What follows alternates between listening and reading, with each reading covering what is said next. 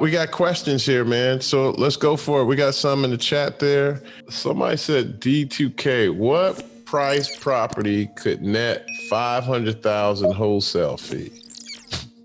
Man, well, a big apartment. Yes. Actually, was that 9 million? Purchase price? Yeah. We netted $1 million on the wholesale. Yeah. And I think so, like 534 minus 200, like 334 units you were able to wholesale, something like that. Yeah. So here's the thing. You can net 500,000. It's just where the demand is.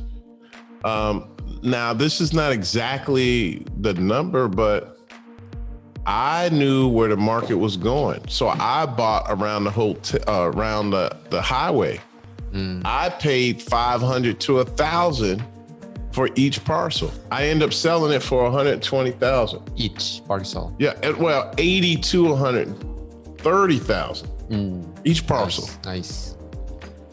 So, those are ways you'll definitely come up. Or if you, matter of fact, man, it ain't gonna be a quick wholesale, but like in Florida, matter of fact, Pearlman, who I hung out with, he bought a piece of land, I don't know, 20 years ago, 150,000.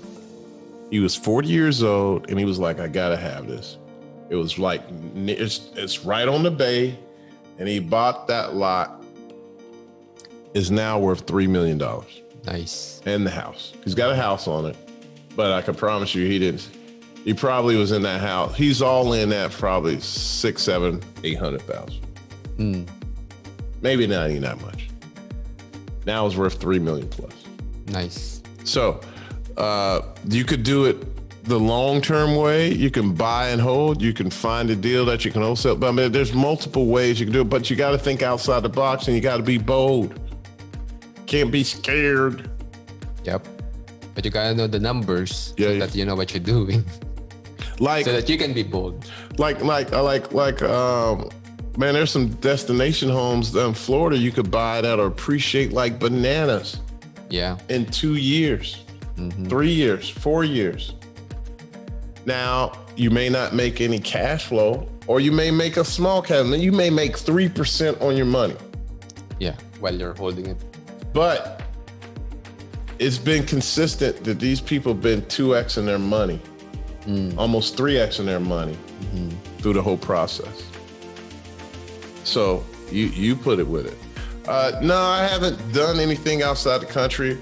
I think I would like to, but there's so much opportunity here.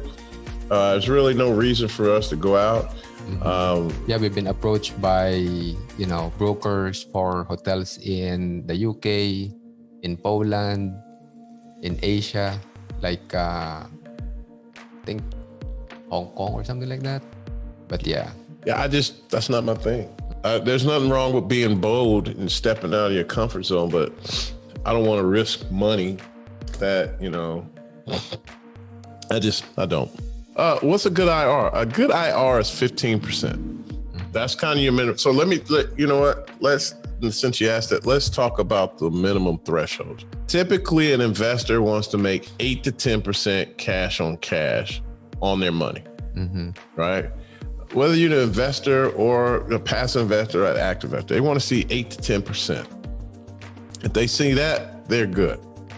Then IRR, about 15%, and then equity multiple, you should be at or close to 2.0. If you're at 1.8, 1.9, you're probably okay. Because if they did it right, they should have been conservative in their numbers. Right. And typically, for even the deals I was a passive investor, they told me I was going to see a 2x or 2.3 on my money. In 5 years, I ended up seeing a 2.6 or 2.7 in 2.5 years. Wow, that's really good. So that was good. And I was completely hands off. So a good IRR is 15%. And if you get more than that, that's great. So what that also says is that IRR took in consideration the cash flow and the net proceeds. And they basically, versus time and money, and they basically balanced it over a 5-year period. So when they saying it's a 15% IRR, what they actually saying is by the time it got stabilized, it was like an average of you making 15% on your money every year. So the next thing is, okay, if I can get this 15% IRR, can I do this somewhere else and make more? Mm-hmm. That determines if that. So there's some deals I see where I can make 25% IRR, 30% IRR, maybe 40% IRR. But then I'm like, okay, what do I have to do to get that? Yeah. Do I got to fly out of town every day? Do I have to bring in multiple consultants to get that? Mm-hmm. I'm sorry, I'm a little lazy. So if I don't have to do as much work, I'm gonna do that one that's gonna give me the best return with the least amount of work and stress. Right.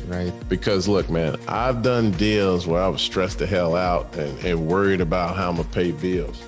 Mm-hmm. You don't want that. Mm-hmm. Life's too short, man. Enjoy every minute of your life and enjoy your deal. Yep. Just don't take a deal just because it said it makes money. Right? Yep. Life is too short. Yeah. So 15% IRR, 2x multiplier, and 8% cash on cash. That's your minimum threshold.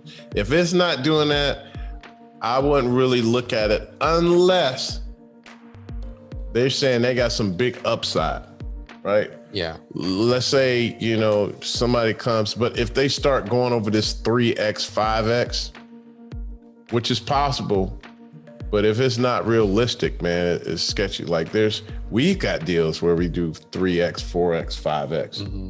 Yeah, especially for hotels. Yeah. Yeah. But if you're buying it at retail, meaning you bought it at the top of the market and there's no discounted, then it's probably not a good deal, and I don't know if you're going to make it. But if it is discounted and you're buying it below value, then that could be worth a deal doing. You got one? What you got? Charles Alexander on Facebook says, my dad has 13 acres in Rockmart, Georgia. All right. What would you suggest doing with the 13 acres? Okay, well, there's a couple of things which you can do with the 13 acres, but Isn't easiest it all thing, in location? Everything's based on location. But Charles, I would suggest if you don't, I would first consult with a broker, right? That's kind of experienced in multiple arenas, like, someone experienced in retail, someone experienced in apartments and hotels, right? And see what they have a vision for. That's your first. Then once they say something and they kind of give you a pro forma on what they think you can build and what you can make, to kind of confirm your thinking, then that's when you go get a feasibility study. And technically you can pay one of those guys to give you a feasibility study for about, $1,500, $2,500. And then that will give you an idea on what you could do, what you should do, where you should go. And sometimes when you have land and you already have a vision for it, you still go get a feasibility study. And that just confirms what you were thinking. Mm-hmm. For example, whenever if I'm doing a new construction on apartments or new construction on a hotel, the bank requires a feasibility study. Mm-hmm. So you will have to get it one way or the other. That's right. Yeah. And there's, for hotels, they have what they call the STAR report, STR. Mm-hmm. And that shows you what other hotels are doing in the area versus the occupancy, the average daily rate, and the RevPAR based on the number of rooms. And it kind of tell you in comparison to what the other hotels are doing in the market and how much they're leading the index. Meaning, for example, my Home 2 Suites in El Reno, we lead the index by 108% or 112%. And what that means is in that category, which I think it was occupancy, we have 12% more occupancy than the market. Mm. So we control the occupancy rate over there. So we're killing it with that. So that's the latest number?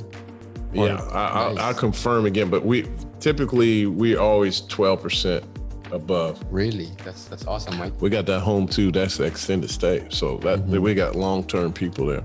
I hope that answered your question there, buddy.